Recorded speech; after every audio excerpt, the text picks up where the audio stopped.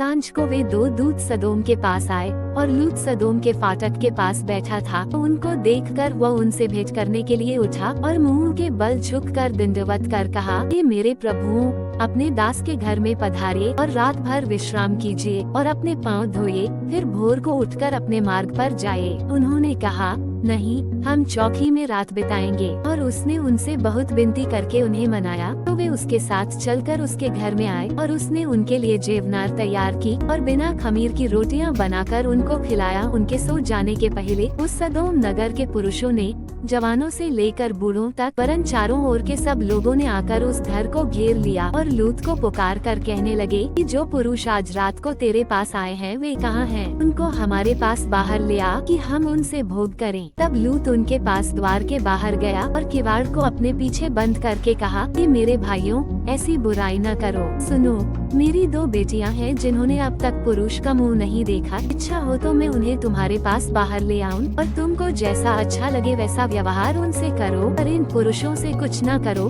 क्योंकि ये मेरी छत के तले आए हैं। उन्होंने कहा। फिर वे कहने लगे, तू एक परदेशी होकर यहाँ रहने के लिए आया, पर अब न्याय भी बन बैठा है, सो अब हम उनसे भी अधिक तेरे साथ बुराई करेंगे। और वे उस पुरुष लूत को बहुत दबाने लगे और किवाड़ तोड़ने के लिए निकट आए। तब उन पाहुनों ने हाथ बढ़ाकर लूत को अपने पास घर में खींच लिया और किवाड़ को बंद कर दिया। और उन्होंने क्या छोटे क्या बड़े सब पुरुषों को जो घर के द्वार पर थे अंधा कर दिया, सो वे द्वार को टटोलते टटोलते थक गए। फिर उन पाहुनों ने लूत से पूछा, तेरे और कौन कौन है? दामाद, बेटे, बेटियां, वह नगर में तेरा जो कोई हो, उन सबों को लेकर इस स्थान से निकल जा, क्योंकि हम यह स्थान नाश करने पर हैं, इसलिए कि उसकी चिल्लाहट यहोवा के सम्मुख बढ़ गई है और यहोवा ने हमें इसका सत्यानाश करने के लिए भेज दिया। तब लूत ने निकलकर अपने दामादों को, जिनके साथ उसकी बेटियों की सगाई हो गई थी, समझा के कहा, उठो, इस स्थान से निकल चलो, क्योंकि यहोवा इस नगर को नाश किया चाहता है। पर वह अपने दामादों की दृष्टि में ठट्ठा करने हारा सा जान पड़ा।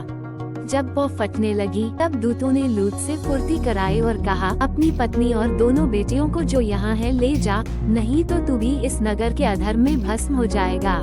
पर वह विलम्ब करता रहा। इससे उन पुरुषों ने उसका और उसकी पत्नी और दोनों बेटियों का हाथ पकड़ लिया, क्योंकि यहोवा की दया उस पर थी, और उसको निकालकर नगर के बाहर कर दिया। और ऐसा हुआ कि जब उन्होंने उनको बाहर निकाला, तब उसने कहा, अपना प्राण लेकर भाग जा, पीछे की ओर न ताकना और तराई भर में न ठहरना, उस पहाड़ पर भाग जाना, नहीं तो तू भी भस्म हो जाएगा। लूत ने उनसे कहा, हे प्रभु, ऐसा न कर, देख तेरे दास पर तेरी अनुग्रह की दृष्टि हुई है, पर तूने इसमें बड़ी कृपा दिखाई कि मेरे प्राण को बचाया है, पर मैं पहाड़ पर भाग नहीं सकता। ऐसा न हो कि कोई विपत्ति मुझ पर आ पड़े और मैं मर जाऊं। देख, वो नगर ऐसा निकट है कि मैं वहाँ भाग सकता हूँ, और वह छोटा भी है, मुझे वहीं भाग जाने दे, क्या वह छोटा नहीं है, और मेरा प्राण बच जाएगा। उसने उससे कहा, देख, मैंने इस विषय में भी तेरी विनती अंगीकार की है कि जिस नगर की चर्चा तूने की है उसको मैं नाश न करूँगा। फुर्ती से वहाँ भाग जा, क्योंकि जब तक तू वहाँ न पहुँचे तब तक मैं कुछ न कर सकूँगा। इसी कारण उस नगर का नाम सोआ पड़ा। लूत के सोआ के निकट पहुँचते ही सूर्य पृथ्वी पर उदय हुआ। तब यहोवा ने अपनी ओर से सदोम और अमोरा पर आकाश से गंधक और आग बरसाई, और उन नगरों को और संपूर्ण तराई को, और नगरों को और उस संपूर्ण तराई को, और नगरों के सब निवासियों, भूमि की सारी उपज समेत नाश कर दिया। लूत की पत्नी ने जो उसके पीछे थी दृष्टि फेर के पीछे की ओर देखा, और वह नमक का खंभा बन गई। भोर को इब्राहिम उठकर उस स्थान को गया जहाँ वो यहोवा के सम्मुख खड़ा था, और सदोम और अमोरा और उस तराई के सारे देश की ओर आंख उठाकर क्या देखा कि उस देश में से धधकती हुई भट्टी का सा धुआं उठ रहा है।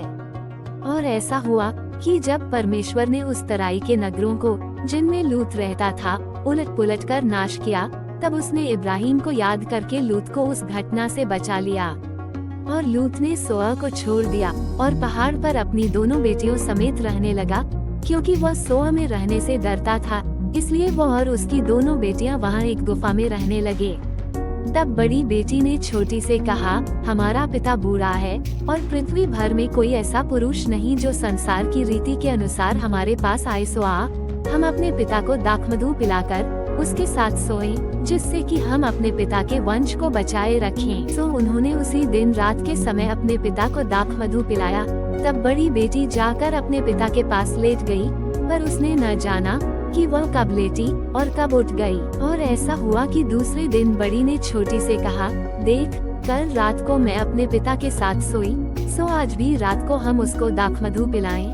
तब तू जाकर उसके साथ सोना कि हम अपने पिता के द्वारा वंश उत्पन्न करें। सो उन्होंने उस दिन भी रात के समय अपने पिता को दाख मधु पिलाया और छोटी बेटी जाकर उसके पास लेट गई, पर उसको उसके भी सोने और उठने के समय का ज्ञान न था।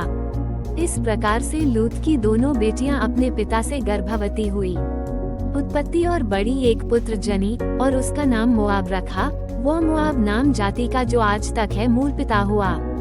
और छोटी भी एक पुत्र जनी और उसका नाम बेनमी रखा। वो अम्मोन वंशियों का जो आज तक है मूल पिता हुआ।